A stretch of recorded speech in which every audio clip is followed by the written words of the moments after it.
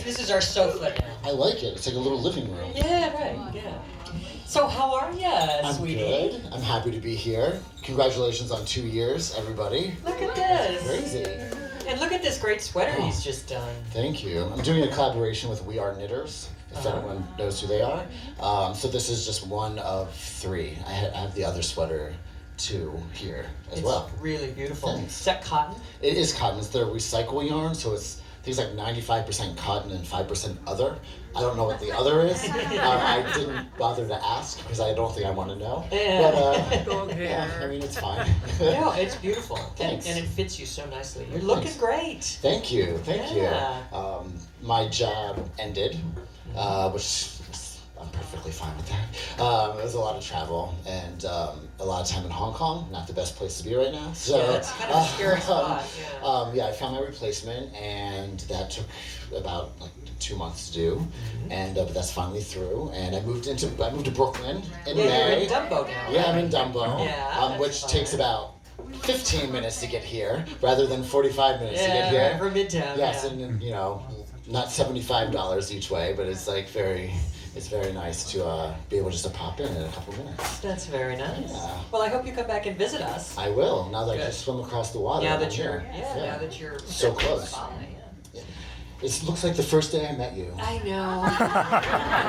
Yes. Actually, That's right. it was.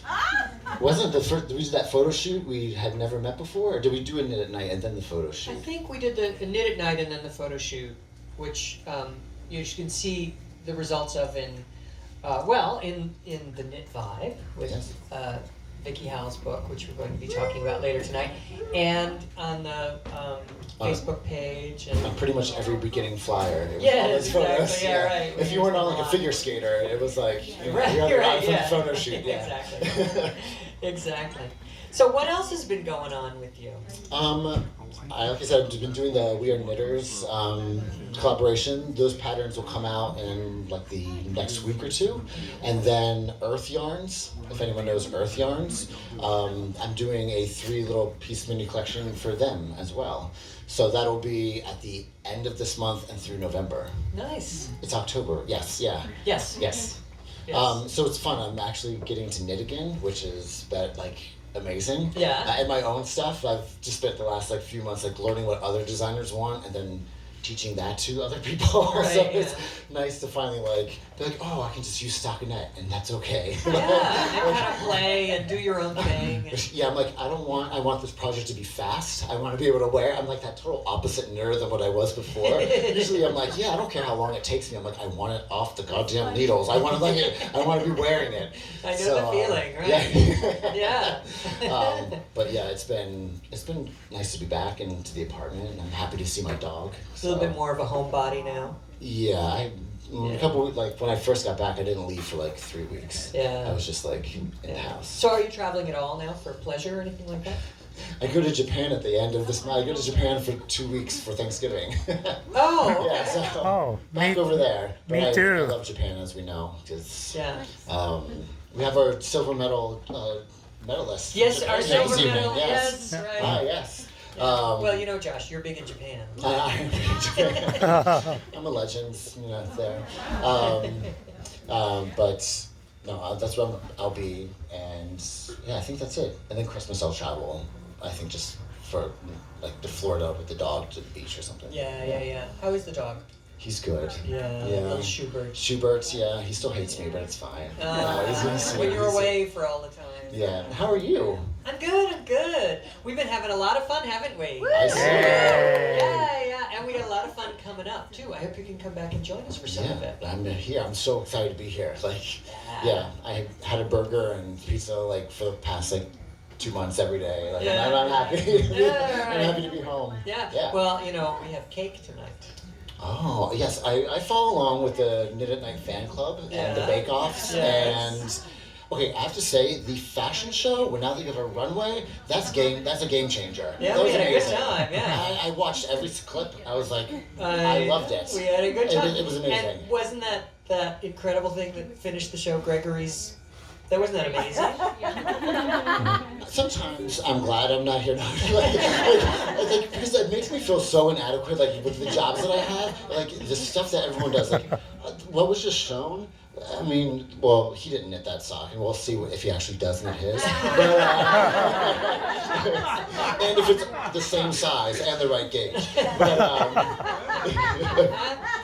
I just met him, so I feel like I have some picking on to catch up on. But it's just amazing, like what you guys have been doing and the events and the people, the guests. It's been great. Yeah, we've been having a good time. Yeah. So I'll fill you in on what's coming up. You can decide what you're going to join us Yes, for. Right, perfect. Yeah. We're having one of the things we're doing in November is we're having a stitch fair, where everyone comes in with a swatch of their favorite stitch, and you can go around from table to table and find out what people are doing and get little samples of how, patterns. Oh, nice. Yeah, not samples, but patterns, so you can pick up the pattern and learn a new stitch. I like that. Yeah, it'll be fun. Oh. Oh. I have a lot of new stitches. That's what my job has really just been, is like to help to develop New stitch. Well, great. Yeah. So maybe you can come in with a couple of stitches, patterns, Yeah, that are samples. not to in show books. us. Yes. Yeah, right. Yeah. Something a little special.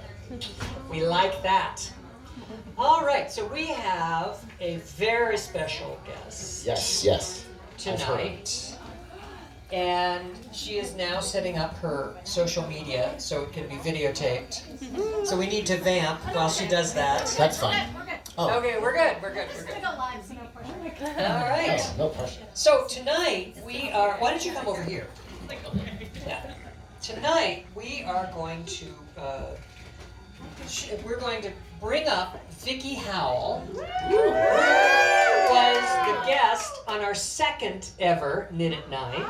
Yes. So she's coming back to join us, and we are very, very proud to be featured in her brand new book, The Knit Vibe, which is lots of fun. We're going to give away some copies tonight, and she has copies to sell if anyone is interested.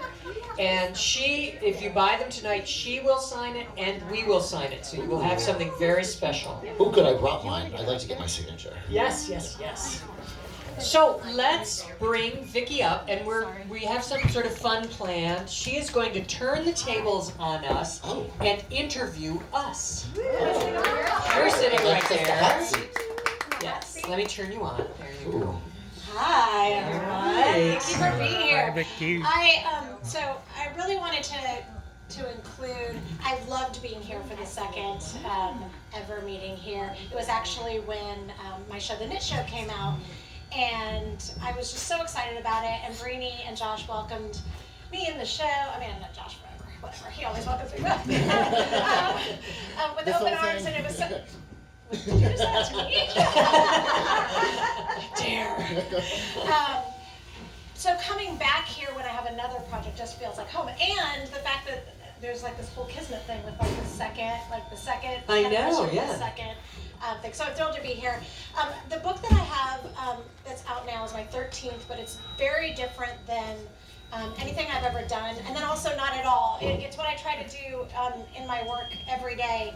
I really wanted to write both a love letter to the knitting and crochet community that's given me the most random and uniquely me career, but also great friends and the freedom to live the life that I want to live. But I also wanted to talk about, I really wanted to explore what we've now called the knit vibe. It didn't really have a phrase before. I believe that however you're creative, and for most of us here, that's with needles or hooks and string, essentially, is how you navigate your world. It's the conduit for how you connect with one another, how you become an activist, how you feel powerful in powerless times, how you connect with spirituality, how you make sense of science. All of that can be linked back to whatever your craft is. Maybe you pick up a Fender Strat, maybe you pick up needles and a hook. Doesn't really matter, but what you're doing is you're being creative, and if you're creative, then you're creating an openness, and if you're open, then maybe you'll sit down next to somebody that you never knew before and maybe never would in any other way, and you'll have a conversation, and if we talk to each other, then maybe we can make this world a better place. So this is what this book is about. It's about all of the other things. There's also patterns, because obs, but it's about all of the other things. It's community stories, it's profiles, including Miss London Kay, who's back there. And she and I will both be hanging 8-foot crocheted versions of our book covers at Brooklyn Craft Company tomorrow. That's right, London has a book out too. Same publisher, she's also featured in my book. Yes, she has an amazing book. So, and when you're in this industry together, you cross-promote because we are here to help each other rise up, right? So I appreciate you being here to support too. So there are great stories. There's a lot of, there is a rabbi gave me her rabbinical thesis. She translates a portion of the Torah using yarn.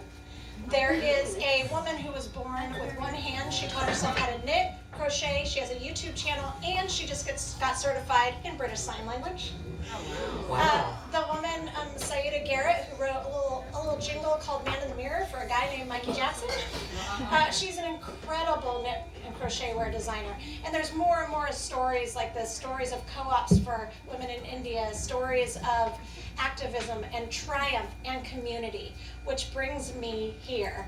What I love about Club Cumming and Knit at Nite, and of course my dear friends, is that this is an environment that fosters inclusion. It is a place where you are safe and you are loved, and we just have a literal common thread. And that's what I wanted to focus on with their story. And I'd like them to talk a little bit more about our conversation. So I know a lot of people have probably heard much of this before because they've been coming for 2 years, but let's just pretend that they haven't. And I want to talk a little bit about, you two met, so I can answer the question of when you met because it's in the book. You actually met the first knit night. That's right. You've been paired up like a blind date that worked out. Yeah. I know. Here we go. So you're still in love. What is this, the newlywed It's like the game? love connection. Here we go. But what I think is so lovely and interesting about your story is you were a knitter without this particular community. This was your community, you were not a knitter. Your peanut butter and your chocolate and your peanut butter. And Yeah, now, two great tastes. And now, better together. And now you've created this touchstone for people. When you started out, this event has changed a little bit over the past couple of years. Mhm. What are the differences, if any, in your vision for this event when you started out in October 2017 and now October 2019? What is the weight? Is it different for you? Is your vision different? You know, it's really just been logistics, because I think what we always wanted to do was create an event where people felt welcome and people felt like they had a place to go, that they wanted to be there and they wanted to see people that they knew. You know, it's like Cheers. Yeah, where everybody knows your name, right? Yeah. That was kind of the feeling we were going for. And I think that's still the same, but it's just been the logistics of it and figuring out how to get the nights programmed. That has been a challenge, and Josh has had a schedule that has been really complicated for him, so he hasn't been able to be involved as much as he would like. But it's so great to have him back, because now he can, come back in and meet all the new people that have come, and so it's a touchstone. It's a place that you can kind of come back to and feel like you're welcome. And Josh, in a part that didn't make it in the book, because we did actually quite an extensive interview, and if the audio is good enough, I'm going to turn it into something so people can hear the whole thing. But in a part that didn't make it into the book, you really talked a lot about how several members of this group had become family, how you started to realize that you were traveling, you would miss them, that what started out as kind of a job, like we need an expert, we need somebody to come in, really sort of like grabbed your heart at a certain point. Can you speak to that? Yeah, like I remember when we first started, it was I thought there was going to be a lot more instruction, that there were going to be a lot of like newbies that would want to come in and take beginning, and I wouldn't have time to sit up here and chat. Like I would have to be out there constantly helping because we know how that is. Like like you want to be able to help everybody as possible. Sorry if the feedback back there. So when we came in and we pretty much by the third night at night, we knew that like beginning night, like beginning hours, didn't need to do it, and that Oh, right, because at the beginning, for those of you that weren't here 2 years ago, they would do maybe an hour or two ahead of the night would just be the tutorials. Right, if you wanted to come in from 5 to 6 To learn. And then from 6 to 8 you could hang out, and then no one showed up, and I was like, oh, okay. Or people cool. showed up to get tables. Yeah, like people came up early, and I was like, do you want help? Or to No. drink. I was like, okay. I mean, that gave me an extra hour to drink, so it was perfect for me. But then I realized that gave me time to actually be able to connect with everybody else, and it was, everyone saw me like here, like trying to set up, like they would come in, hey, do you need help? Or hey, like look what I did this week, or how was your week? And I'm a go person. I don't have that type of relationship that much in my life. So every week to have that, it kind of caught me off guard at first. I was like, why do you want to know? Like, why do you need to know about my life? You want to pull New York. But then it was like, oh, that's nice. And then you start to engage, and it's like Wednesday you wake up and you're like, oh, yeah, this person was doing this today. I wonder how that went. And would it be creepy if I reached out to them and see, how their day at work went? And, it was just, and then... That's actually how humans used to work. I've learned that. And then it just became every week, and you just got used to seeing everybody, and it was like having a family that I never had. What is it about this environment, about Club Cumming, that you think really fosters the environment that you have created here? Well, I think the thing about Club Cumming is that the club itself is created as a sort of celebratory space that is accepting and open, and it's not a judgy kind of environment to begin with. I mean, Alan Cumming and Daniel Nardicchio and Sam and all of the people that have worked, Rita, all of the people that work at Club Cumming have that kind of welcoming quality, and it translates into the events that take place. Not just this, but the drink and draw that they do on Mondays now, and the and all of the performances. They're very much about inclusion. And that's something that you're fostering. I know that that's a sidebar. That's not your intention. Your intention is just to teach and be welcome. But especially knowing that you've created this safe space, I think that merits a little high five. I'm not going to give you a high five right here because that would be weird. But No, chicken wing. Chicken wing. I think it's wonderful. I mean, to go for that and just like fostering and like making sure that people feel comfortable. Just even watching your show off like right now. I remember when we first started doing that, it was like crickets. It was like literally like, we know you're out there. You just showed us something, like you need to come up on stage. And now there was like a line. That like, speaks it's a really lot great to what that you created. it's, Yeah. like you guys were really starting to feel comfortable about like your abilities, or just like that we knit. Like even if we made a mistake, it's what we do. Just out of curiosity, how many people here go to other gatherings for other hobbies that you have? Or other like book groups, anything else? Okay, so you're semi-social. You're a semi-social group. How many of you had any form of knitting or crochet group before this? Okay, that's solid. That's solid. Does anybody want to share why they come to this particular one? Yeah, anyone want to come up? Yeah, come on. You don't come even on. have to come up if you don't want to. You can write it in. I'll just say, Here, let me come to you. it's such a comfortable. Wait. I have heels, don't make me run. I co-chair a knitting group at Central Synagogue, and we knit for charity. And everybody there comes for one reason, because they feel comfortable, they knit, they talk, and it's like they've developed friendships. And then we found this quite by accident, and we've been coming here, and this is probably one of the most inclusive, loveliest groups I have ever been to. And we hate to miss it. So sometimes we change our arrangements, our plans, just so we can be here. And I have to thank Brini and everybody here because you're all so wonderful, really. That's lovely. That's lovely. I want to show you a story in the book later. Just out of curiosity, how many of you have ever used knitting or crochet to feel powerful during a powerless time? Do you know what I mean? Like maybe during times of violence, or during maybe there's a death in the family, there's something. Is that something? Is there any connection for you into feeling a little bit of power? See, these are the kind of things that I really wanted to highlight in the book. This is the worst sound ever. Is that there are quiet ways. We live in such a loud world right now. And there are quiet ways that we can create a difference. And I see all of you doing that here, whether you know it or not. And it's a really beautiful thing. So I don't want to take up everybody's time because what we're here to do is knit, drink, but knit too, and crochet.